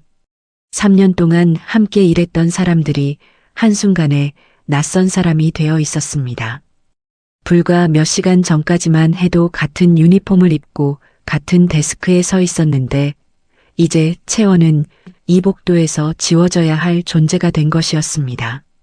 당장 이번 주에 내야 하는 어머니의 투석 비용 82만 원, 동생 찬우의 생활비, 밀린 월세. 그 숫자들이 채원의 머릿속에서 빙빙 돌았습니다. 눈앞이 캄캄해졌습니다. 벽을 짚지 않으면 걸을 수가 없었습니다. 직장을 잃은 것이 문제가 아니었습니다. 직장을 잃으면 이번 주 금요일까지 병원비를 낼 방법이 사라지는 것이었습니다. 채원의 발걸음이 점점 느려졌습니다. 억울함과 절망이 가슴 안에서 뒤엉켜 숨을 조여왔습니다. 지하 사물함실로 다시 내려간 채원은 아까 보안팀이 강제로 열어젖힌 자신의 사물함 앞에 섰습니다. 절단기로 잘린 자물쇠 조각이 바닥에 떨어져 있었고 사물함 안쪽에는 가지런히 놓여있던 물건들이 뒤죽박죽 흩어져 있었습니다. 채원은 떨리는 손으로 사물함 문 안쪽에 붙어있는 가족사진을 조심스레 떼어냈습니다. 환하게 웃고 있는 사진이었습니다. 채원은 그 사진을 가슴품에 소중히 넣었습니다. 이 호텔에서 가져갈 수 있는 것은 이 사진 한 장뿐이었습니다. 유니폼을 벗어 깔끔하게 접은 뒤 반납함에 넣고 자신의 초라한 외투를 꺼내 입었습니다. 유니폼을 입고 있을 때는 보이지 않던 외투의 다른 소매와 여기저기 보풀이 인 천 조각이 형광등 아래서 유난히 도드라졌습니다. 유니폼 위에 달려있던 명찰을 떼어 손바닥 위에 올려놓았습니다. 은채원, 프런트 데스크. 그 작은 플라스틱 조각을 3년간 가슴에 달고 다녔습니다. 채원은 명찰을 반납함 위에 조용히 내려놓으며 마지막으로 사물함 안을 바라보았습니다. 텅 빈 철제 상자가 채원의 3년을 그대로 보여주고 있었습니다. 빈손으로 왔다가 빈손으로 떠나는 것이었습니다. 직원 출입구를 통해 호텔 밖으로 나온 채원은 몇 걸음 걷지 못하고 차가운 아스팔트 바닥에 주저앉았습니다. 11월의 칼바람이 얇은 외투 사이로 파고들었지만 추위는 느껴지지 않았습니다. 그보다 더 차가운 것이 가슴 안에서 얼어붙고 있었으니까요. 호텔 정문 쪽에서는 투숙객들의 웃음소리가 바람에 실려 흘러왔습니다. 불과 몇 시간 전까지 채원이 서 있던 세계였지만 이제는 건너갈 수 없는 강 건너편의 소리처럼 아득하게 들렸습니다. 채원은 무릎 위에 얼굴을 묻고 소리 없는 눈물을 쏟아냈습니다. 어깨가 가늘게 떨렸지만 울음소리는 나지 않았습니다. 소리내어 울 기력조차 남아있지 않았습니다. 품속의 가족사진이 가슴팍에 눌려 구겨지는 것도 느끼지 못한 채 채원은 차가운 땅바닥 위에서 한참을 그렇게 앉아 있었습니다. 아스팔트 위로 떨어지는 눈물방울만이 채원이 이곳에서 3년을 보냈다는 유일한 흔적이었습니다. 호텔 밖 벤치 위에서 한참을 울던 채원은 얼마나 시간이 흘렀는지 알 수 없었습니다. 눈물이 마르고 나니 남은 것은 텅 빈 허탈함 뿐이었죠. 벤치 옆 화단에는 겨울을 버티지 못한 마른 가지들이 바람에 흔들리고 있었습니다. 그 메마른 가지가 지금의 채원과 닮아 보였습니다. 채원은 부은 눈을 손등으로 문지르며 천천히 고개를 들었습니다. 해가 기울고 있었습니다. 호텔 유리 외벽에 반사된 주황빛 노을이 채원의 얼굴 위로 길게 내려앉았습니다. 집에 가야 했습니다. 어머니와 동생이 기다리고 있었습니다. 하지만 무슨 얼굴로 돌아가야 할지 알 수가 없었습니다. 해고당했다는 말을 어떻게 꺼내야 할지, 이번 주 금요일 병원비를 어떻게 구해야 할지 아무것도 정리가 되지 않았습니다. 반지하 방에서 기다리고 있을 어머니의 얼굴이 떠올랐습니다. 투석을 마치고 돌아오면 늘 현관까지 나와 채원의 손을 잡아주시던 그 마른 손이 눈앞에 아른거렸습니다.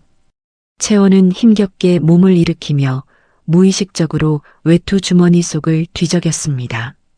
손끝에 차가운 금속이 만져졌습니다.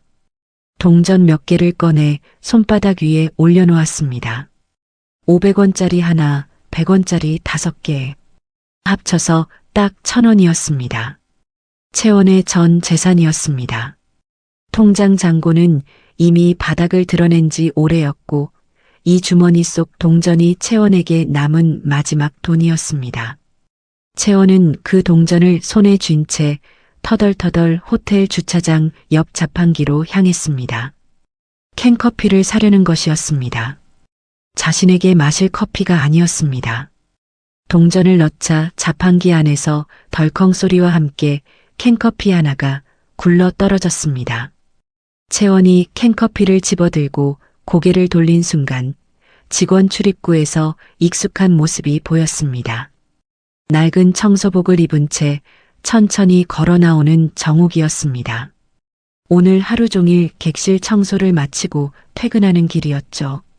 정욱은 주차장 쪽으로 걸어오다가 벤치 근처에 서 있는 채원을 발견하고 걸음을 멈추었습니다. 유니폼이 아닌 낡은 외투를 입고 눈이 벌겋게 부어있는 채원의 모습에 정욱의 표정이 흔들렸습니다. 채원은 가슴이 터질 것처럼 서러웠습니다. 정욱의 얼굴을 보는 순간 삼켰던 울음이 다시 목구멍까지 치밀어 올랐습니다. 하지만 채원은 이를 악물었습니다. 자기마저 울어버리면 이 거친 호텔에 홀로 남을 어르신이 걱정하실 것 같았거든요. 채원은 눈시울의 물기를 재빨리 훔치고 입꼬리를 억지로 끌어올렸습니다. 떨리는 입술 사이로 미소를 만들어내는 것이 채원에게는 가장 힘든 일이었습니다. 채원은 정욱에게 다가가 거칠고 주름진 노인의 손바닥을 펼친 뒤 그 위에 캔커피를 꼭 쥐어주었습니다. 캔커피의 차가운 금속 표면에 정욱의 손바닥 온기가 닿아 이슬이 맺혔습니다. 어르신, 제 마지막 상담료예요. 그동안 이 거친 곳에서 제 답답한 사연 들어주셔서 정말 감사했어요. 채원의 목소리가 가늘게 떨렸습니다. 웃으려 애쓰고 있었지만 눈가에 다시 물기가 차오르는 것을 막을 수 없었습니다. 채원은 정욱의 손을 한 번 더 꼭 잡았습니다. 마른 나뭇가지처럼 거칠지만 그 손은 이 호텔에서 채원에게 유일하게 따뜻했던 온기였습니다. 저 없어도 다른 직원들 구박에 절대 기죽지 마시고 건강하세요. 어르신. 그 한마디를 끝으로 채원은 정욱의 손을 놓았습니다. 그리고 돌아서서 걸었습니다. 엄마의 약값을 벌 수 있는 다른 일터를 찾아야 했습니다.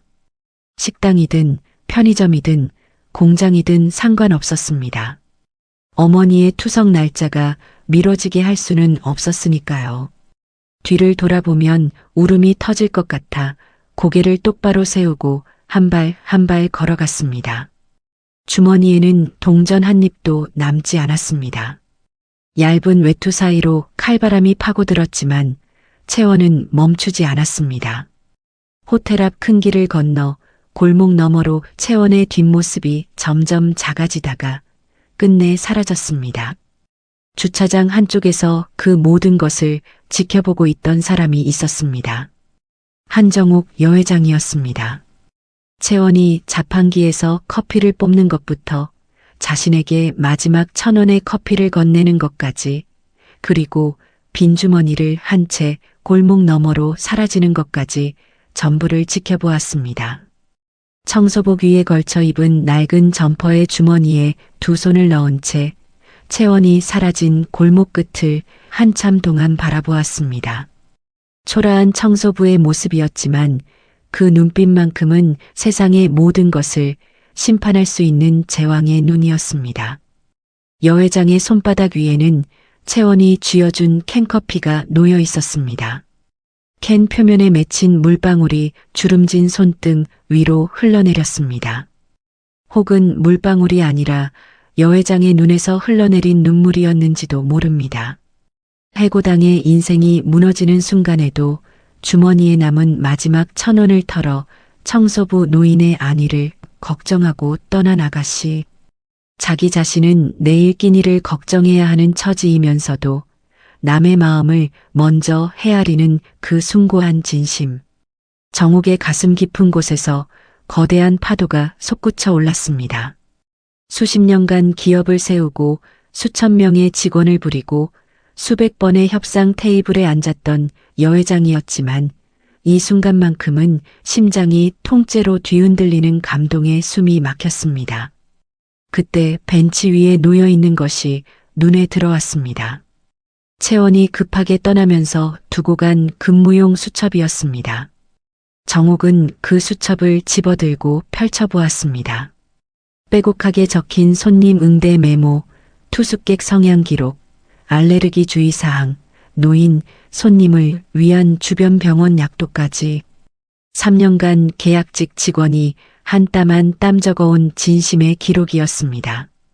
그리고 수첩 첫 장에 작은 글씨로 적혀 있는 두 줄의 메모.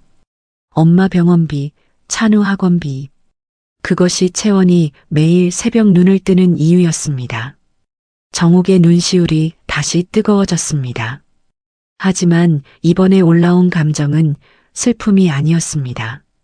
수십 년간 기업을 이끌며 숱한 배신과 부조리를 목격했지만 이번만큼 피가 거꾸로 솟는 분노는 처음이었습니다.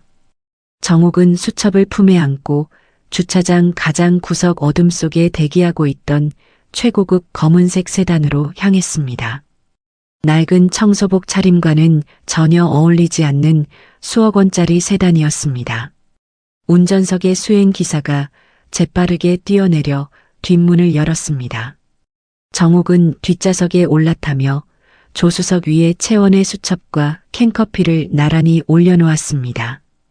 해고당한 계약직 아가씨의 마지막 1,000원과 그 아가씨의 3년이 빼곡하게 담긴 수첩이 최고급 가죽 시트 위에 나란히 놓인 광경은 기이하면서도 숭고했습니다. 정욱은 안주머니에서 개인 전용 전화를 꺼냈습니다. 비서실장의 번호를 누르는 손가락에 힘이 실렸습니다. 전화가 연결되자 정욱의 입에서 나직하지만 대지를 울리는 듯한 사자후가 터져 나왔습니다. 프런트 임수진과 그 일당, 이 자들이 조작한 허위 신고서의 진위와 데스크 주변 CCTV 원본 로그를 단 1초의 오차도 없이 내일 아침 내 탁자 위에 대기시켜라. 전화를 끄는 정욱의 눈빛이 서슬 퍼런 칼날처럼 빛났습니다. 조수석 위에 캔커피가 차창밖 가로등 불빛에 반사되어 희미하게 빛나고 있었습니다. 그것은 1,000원짜리 자판기 커피였지만 이 순간부터는 그랜드 그룹 전체를 뒤흔들 폭풍의 기폭제가 되었습니다. 다음 날 아침 9시 정각 그랜드 호텔 3층 임원 대회의실에 장민호 지배인과 프런트 직원들이 긴급 소집되었습니다. 본사 회장단이 직접 내려온다는 통보가 새벽에 떨어졌고 이유는 알려지지 않았습니다. 지배인은 넥타이를 고쳐 매며 불안한 기색을 감추지 못했고 정직원들은 서로 눈치만 살피며 의자에 앉았습니다. 하지만 단 한 사람, 수진만은 달랐습니다. 수진은 입꼬리를 올리며 옆에 앉은 동료 직원에게 속삭였습니다. 회장단이 직접 내려오신대. 은채원이 도둑으로 잘렸으니까 성과금은 차순이인 내가 받는 거 아니겠어? 결국 실력과 학벌이 있는 사람이 대접받는 법이야. 수진의 머릿속에는 이미 샤넬 매장 쇼윈도가 떠 있었습니다. 1,000만 원 성과금에 초고속 승진까지. 거기에 골칫덩어리 체원까지 사라졌으니 수진에게 이 아침은 인생 최고의 날이 될 참이었습니다. 회장단 앞에서 당당하게 상을 받는 자신의 모습을 그려보며 수진은 거만한 미소를 지으며 유리창에 비친 자기 얼굴을 한 번 더 매만졌습니다. 바로 그 순간 대회의실 창 너머로 호텔 정문이 보였습니다. 최고급 블랙 벤츠 세단 대여섯 대가 일렬로 미끄러지듯 들어섰습니다. 경호원들이 먼저 내려 주변을 살피고 이어서 검은 정장 차림의 사람들이 줄지어 정문을 통과하는 모습에 대회의실 안공기가 달라졌습니다. 웅성거림이 멈추고 긴장의 정적이 내려앉았습니다. 3층 복도에서 단단한 구두 소리가 울려 퍼지더니 대회의실의 웅장한 참나무 문이 천천히 열렸습니다. 가장 먼저 본사 감사팀 직원 4명이 두꺼운 서류 뭉치를 안고 엄숙하게 입장했습니다. 그 뒤로 법무팀 변호사 2명이 노트북 가방을 들고 따랐습니다. 대회의실 안의 온도가 한순간에 몇 도쯤 내려간 것 같았습니다. 수진의 환상 속 샤넬 매장이 처음으로 흔들리기 시작한 순간이었습니다. 그리고 마지막으로 최고급 명품 정장을 정갈하게 차려입은 여성 한 명이 문을 넘어섰습니다. 걸음걸이에는 수십 년간 기업을 일군 사람만이 가질 수 있는 흔들림 없는 위엄이 담겨 있었습니다. 눈빛은 세상을 호령하는 사람의 것이었습니다. 하지만 그 얼굴은 대회의실에 앉은 모든 사람이 알고 있는 얼굴이었습니다. 어제까지 낡은 청소복을 입고 스마트 패드 앞에서 손을 벌벌 떨던 62세의 신입 청소부. 수진의 얼굴에서 핏기가 빠졌습니다. 입이 반쯤 벌어졌지만 소리가 나오지 않았습니다. 지배인 역시 의자에서 반쯤 일어선 채 돌처럼 굳었습니다. 대회의실에 모인 모든 직원의 시선이 정욱에게 쏠렸고 그 눈들 속에는 하나같이 믿을 수 없다는 경악이 담겨 있었습니다. 그 초라한 청소부 노인이 이 호텔 그룹의 창업주이자 진짜 주인 한정욱 여회장이라는 사실을 깨달은 순간 수진의 다리가 풀렸습니다. 성과금 1,000만 원의 환상이 눈앞에서 산산조각 나기 시작했습니다. 지배인의 이마에서는 식은땀이 비 오듯 흘러내렸습니다. 로비에서 노인을 면박 주던 기억, 정년퇴직을 앞당기자던 말이 부메랑처럼 되돌아오고 있었습니다. 정욱은 대회의실 정면 유리 테이블 앞에 우뚝 섰습니다. 그리고 감사팀이 밤새 복구하고 분석해온 서류 뭉치와 USB를 테이블 위에 쾅 내려놓았습니다. 테이블 위 유리가 울릴 만큼 묵직한 소리가 방 안에 퍼졌습니다. 내가 바로 너희들이 늙었다고 무시하고 계약직이라고 차별하던 이 호텔의 진짜 주인 한정욱이다. 정욱의 사자후가 대회의실 벽을 뒤흔들었습니다. 목소리는 낮았지만 방 안의 모든 공기를 짓눌렀습니다. 정직원 몇 명은 그 기세에 눌려 의자 위에서 어깨를 움츠렸습니다. 정욱이 손짓하자 감사팀 직원이 대회의실 벽면에 대형 스크린을 켰습니다. 화면에 고화질 영상이 재생되기 시작했습니다. 그런데 그것은 수진이 확인했던 기존 CCTV가 아니었습니다. 사실 정욱은 위장 잠입을 시작하기 전 직원들의 비리를 낱낱이 잡아내기 위해 프런트 데스크와 사물함실 복도에 초소형 비밀 카메라를 추가로 설치해 두었습니다.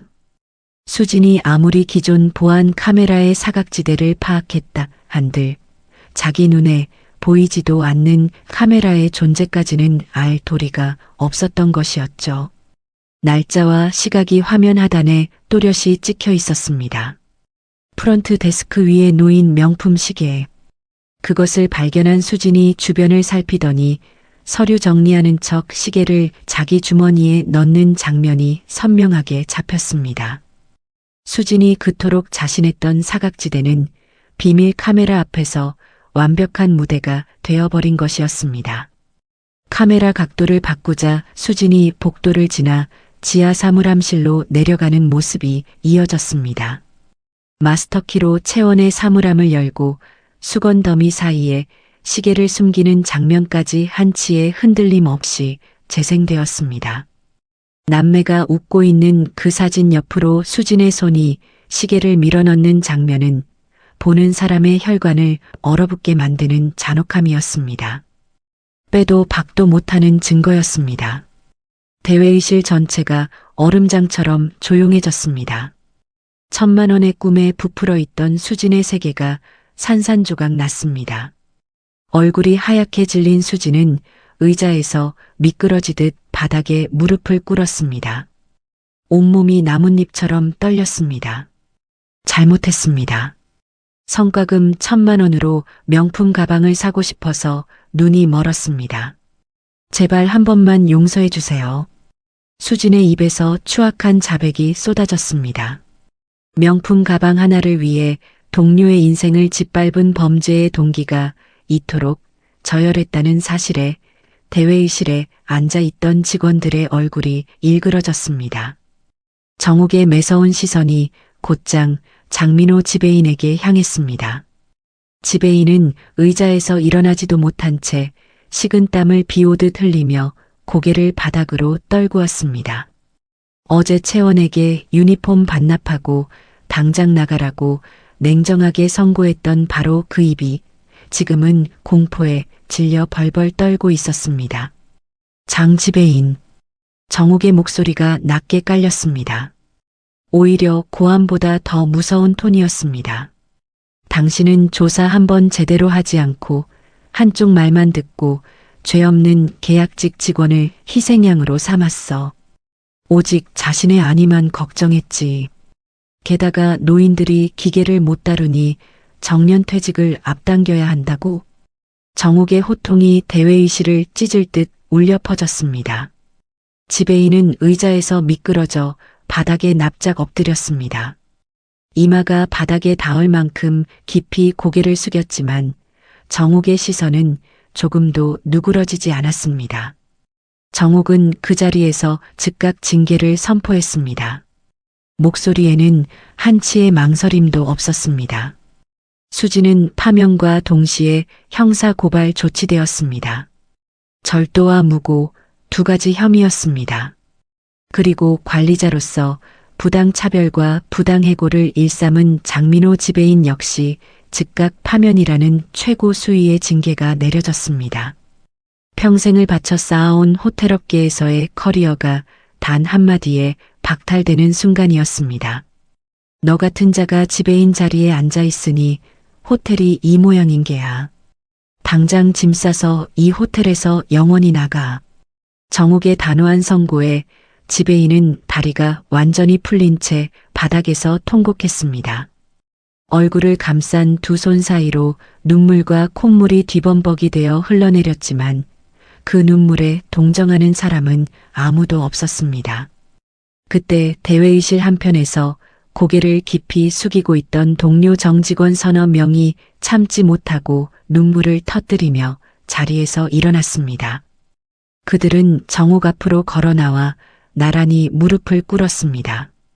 회장님, 저희가 잘못했습니다.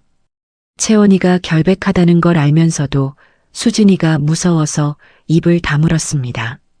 비겁했습니다. 정직원들은 고개를 바닥에 조아리며 자신들의 이기적인 태도를 진심으로 뉘우쳤습니다. 채원의 완벽한 업무 처리에 열등감을 느끼고 계약직이 자신들 위로 올라서는 것이 두려워 눈을 감아버렸다는 비겁한 고백이었습니다. 채원이 사물함실에서 결백을 호소하며 동료들을 바라보던 그 눈빛이 떠올라 정직원들은 이마를 바닥에 대고 울음을 삼켰습니다. 그 눈물에는 뒤늦은 후회와 돌이킬 수 없는 부끄러움이 가득했습니다. 정옥은 무릎 꿇은 정직원들을 차갑게 내려다보며 입을 열었습니다. 해고까지는 하지 않겠다.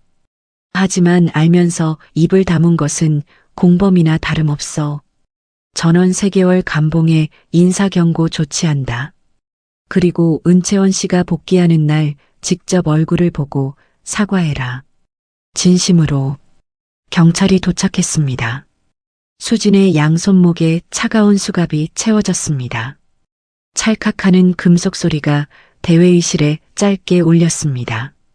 불과 1시간 전까지 성과금과 명품 가방의 꿈에 부풀어 있던 수진이 경찰에게 양팔을 잡힌 채 대회의실 밖으로 끌려나갔습니다.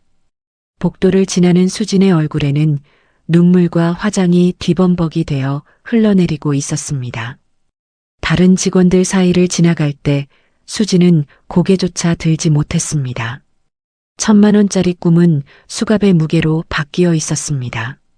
그 뒤로 짐을 챙기라는 통보를 받은 지배인이 다리를 절며 절규하는 모습이 이어졌습니다. 수십 년간 쌓아온 호텔업계에서의 이름이 부당해고와 직무태만이라는 낙인 아래 한순간에 무너져 내렸습니다. 대회의실 참나무 문 너머로 그 비참한 뒷모습이 사라질 때까지 아무도 입을 열지 못했습니다. 정옥은 대회의실에 남은 비서실장에게 시선을 돌렸습니다. 조수석에 놓아두었던 채원의 근무용 수첩을 꺼내 테이블 위에 올려놓으며 낮지만 한 글자 한 글자의 무게를 실은 목소리로 명령했습니다.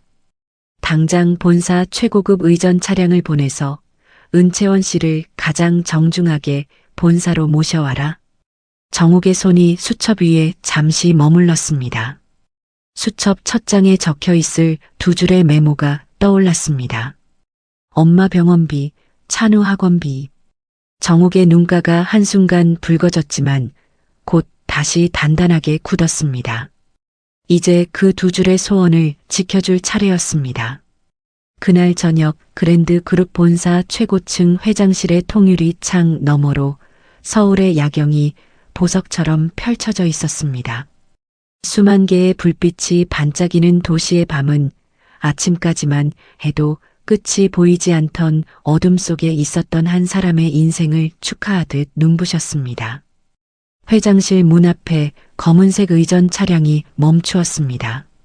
서울 반지하 방에서 모셔온 채원이 운전기사의 안내를 받으며 차에서 내렸습니다. 채원은 어리둥절한 얼굴로 본사 건물을 올려다보았습니다. 낡은 외투 차림의 채원과 번쩍이는 본사 로비의 대리석 바닥은 너무나도 다른 세계였습니다. 비서가 정중하게 안내하는 엘리베이터를 타고 최고층에 도착한 채원은 떨리는 손으로 회장실의 무거운 문을 밀었습니다. 창가에 한 사람이 서 있었습니다. 최고급 명품 정장을 정갈하게 차려입고 서울의 야경을 등지고 선 그 실루엣. 천천히 돌아선 얼굴은 채원이 너무나 잘 아는 얼굴이었습니다.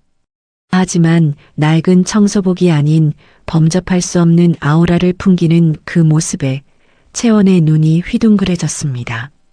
두 손으로 입을 틀어막았습니다. 다리에 힘이 풀려 그 자리에 서 있는 것조차 힘겨웠습니다. 머릿속에서 퍼즐 조각들이 맞춰지기 시작했습니다. 식당 구석에서 혼자 밥을 먹던 청소부 어르신, 스마트 패드 앞에서 손을 벌벌 떨던 그분, 자판기 앞에서 마지막 1,000원의 캔커피를 건넸던 그분이 우그룹의 회장이었다니. 채원의 눈에서 눈물이 멈추지 않고 흘러내렸습니다. 정옥은 인자한 어머니의 미소를 띠며 채원에게 다가왔습니다. 그리고 채원의 갈라지고 거친 손을 따뜻하게 감싸쥐었습니다. 수십억 자산을 움직이는 회장의 손이 청소와 배드메이킹으로 갈라진 젊은 직원의 손을 꼭 잡고 있었습니다. 채원 씨, 정체를 숨기고 있어서 미안해요. 하지만 덕분에 이 호텔의 진짜 모습을 볼 수 있었어요. 정옥의 목소리는 부드러웠지만 그 안에는 깊은 감사가 담겨 있었습니다. 채원은 고개를 저으며 울음을 삼키려 했지만 실패했습니다. 눈물이 볼을 타고 멈추지 않고 흘러내렸습니다. 정옥은 테이블 위에 놓인 봉투 하나를 집어 채원의 손에 쥐어주었습니다. 봉투 안에는 본사 특급 성과금 1,000만 원 수표가 들어 있었습니다. 원래 수진이 명품 가방을 위해 가로채려 했던 바로 그 돈이었습니다. 채원은 봉투를 열어 수표를 확인하는 순간 손이 떨렸습니다. 숫자 끝에 찍힌 0의 개수를 3번이나 다시 세었습니다. 1,000만 원. 채원의 손에서 그 봉투는 전혀 다른 무게로 느껴졌습니다. 어머니의 밀린 투석비 석 달치, 찬우의 학원비, 수첩에 적어두었던 2줄의 소원이 이 봉투 하나로 모두 이루어지는 순간이었습니다. 채원은 봉투를 가슴에 꼭 안으며 입술을 깨물었습니다. 울음이 터질 것 같았지만 아직은 참아야 했습니다. 아직 정옥이 하실 말씀이 남아 있었으니까요. 이어 정옥은 테이블 위에 또 다른 서류를 펼쳤습니다. 그랜드 그룹 본사 글로벌 객실 서비스 기획팀, 정규직 대리 임명장. 채원의 이름이 또박또박 인쇄되어 있었습니다.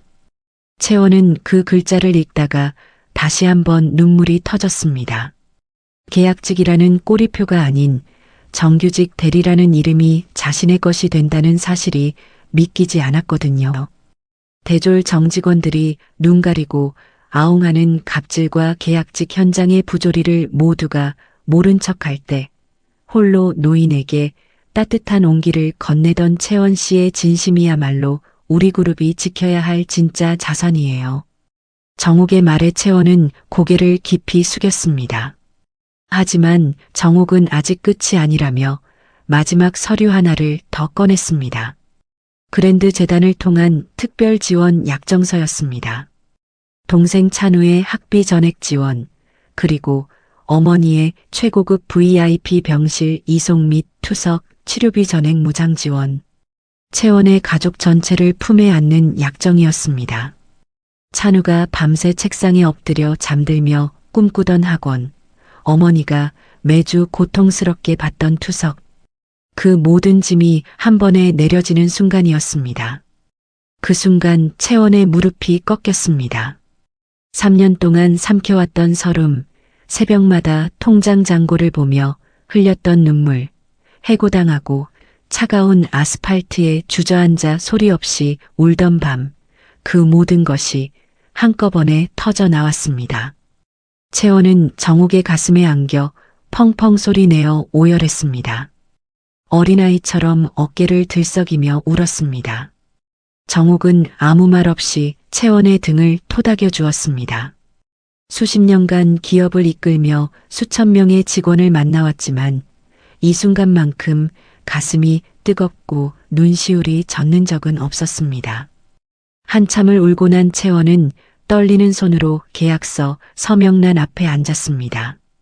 볼펜을 쥔 손끝이 떨렸지만 한 획 한 획 또박또박 자신의 이름을 눌렀었습니다. 은채원. 눈물방울이 서명란 위로 뚝 떨어졌지만 그 위에 쓴 세 글자는 흐려지지 않았습니다. 채원은 서명을 마치고 정옥 앞에 깊은 감사의 절을 올렸습니다. 본사 정직원 대리로 화려하게 발탁된 채원이 출근 후 가장 먼저 정결한 업무는 화려한 기획안이 아니었습니다.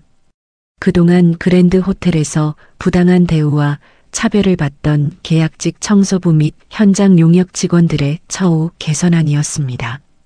채원은 계약직 직원들의 고용 안정성을 보장하고 정직원들과 차별 없는 직원 복지 혜택 및 휴식 시간을 전면 확대하는 정책을 본사 1호 안건으로 올렸습니다. 시니어 직원들을 위한 디지털 기기 교육 프로그램도 포함되어 있었습니다. 정욱이 스마트 패드 앞에서 손을 떨던 그날의 기억이 채원의 정책 한 줄 한 줄에 녹아 있었습니다. 정욱 여회장은 단 한 줄의 수정도 없이 즉각 승인했습니다. 반지하 방에서 새벽마다 일어나 버스를 타던 계약직의 마음을 아는 사람이 만든 정책이었으니까요. 몇 달 후 세련된 정장과 본사 대리 명찰을 단 채원이 그랜드 호텔 로비로 걸어 들어왔습니다. 서비스 실태 감사를 위한 방문이었습니다. 몇 달 전 눈물을 흘리며 직원 출입구로 쫓겨나던 그 호텔에 이제는 정문으로 당당하게 걸어 들어온 것이었습니다. 로비에 서 있던 정직원들은 채원을 보자마자 진심 어린 존경의 눈빛으로 고개를 깊숙이 숙이며 정중하게 맞이했습니다. 그중 채원을 가장 시기했던 정직원 한 명이 다가와 눈시울을 붉히며 입을 열었습니다. 채원 대리님, 그때 지켜드리지 못해 정말 죄송했습니다. 채원은 한순간도 망설이지 않고 그녀의 손을 잡아주며 따뜻하게 미소 지었습니다. 원망의 말은 없었습니다. 과거의 상처를 품 안에 안고 용서하는 것이 채원이 3년간 이 호텔에서 배운 가장 큰 가르침이었으니까요. 그 사이 본사의 전폭적인 최고급 의료 지원 덕분에 놀라운 변화가 일어나고 있었습니다. 당뇨 합병증으로 매주 투석을 받으며 뼈가 비칠 만큼 수척했던 채원의 어머니가 건강을 되찾은 것이었습니다. 최고급 VIP 병실에서 전문 의료진의 집중 치료를 받은 어머니는 마침내 제 발로 당당히 걸을 수 있게 되었습니다. 채원이 매일 새벽 이불을 매만져드리며 기도하던 그 소원이 이루어진 순간이었습니다. 해질녘이었습니다. 주황빛 노을이 본사 정원 광장을 아름답게 물들이고 있었습니다. 정원 한가운데 놓인 벤치에 정욱이 앉아 있었습니다. 채원이 무언가를 소중히 안고 정원으로 걸어왔습니다. 채원은 정욱의 뒤로 돌아가 투박하지만 정성이 가득 담긴 빨간 목도리를 정욱의 목에 조심스레 감싸주었습니다. 회장님 덕분에 엄마는 최고급 병실에서 무사히 치료받고 건강을 회복하셨어요. 이건 제 동생 찬우가 회장님 따뜻하게 다니시라고 밤새 직접 뜬 목도리예요. 채원의 눈시울이 붉어졌습니다.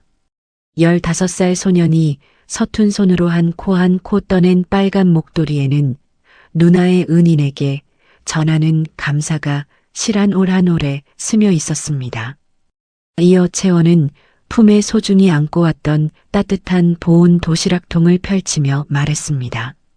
그리고 이건 건강을 회복하신 저희 엄마가 회장님께 은혜를 갚고 싶다며 새벽부터 손수 싸주신 계란말이 도시락이에요. 어르신, 같이 드셔주실 거죠? 도시락 뚜껑을 여니 노릇하게 구워진 계란말이에서 고소한 향이 피어올랐습니다. 과거 직원 식당 구석에서 작은 반찬통에 담아 나눠 먹던 그 계란말이였습니다. 하지만 이번에는 달랐습니다.